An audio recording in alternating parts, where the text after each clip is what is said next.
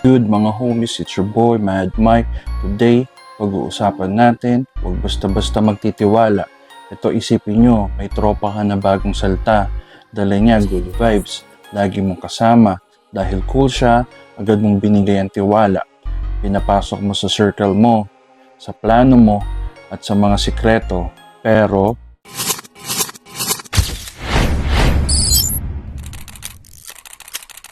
dumating yung araw, biglang nagbago. Yung mga sinasabi mo sa kanya, ginamit niya laban sa iyo. Yung galaw na pinakita mo, binenta sa iba. At yung respeto, winasak niya. Kasi mali yung ginawa mo.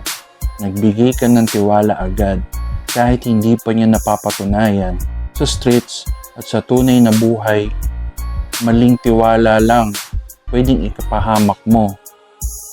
Isang maling tao lang pwedeng sumira ng buong pangalan mo at future mo. Aral dito, simple lang.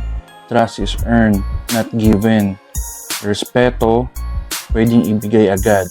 Pero pag tiwala, kailangan pinaghihirapan. Huwag mong ibigay sa lahat. Kasi hindi lahat karapat-dapat.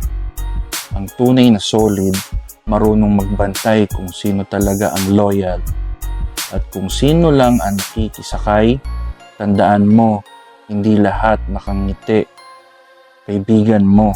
So next time, bantayan mo ang galaw mo. At kung kanino ka lang mag-open. Tiwala parang pera. Dapat ini-invest lang sa tamang tao. This is Mad Mike. Ripping XL for L. Always keep it real. Respect. XL4L, yeah, we move with pride. Let's ride. From LA blocks to them Angeles rides. Sing a label, it's a cool ride. Homies bless me, now it's worldwide.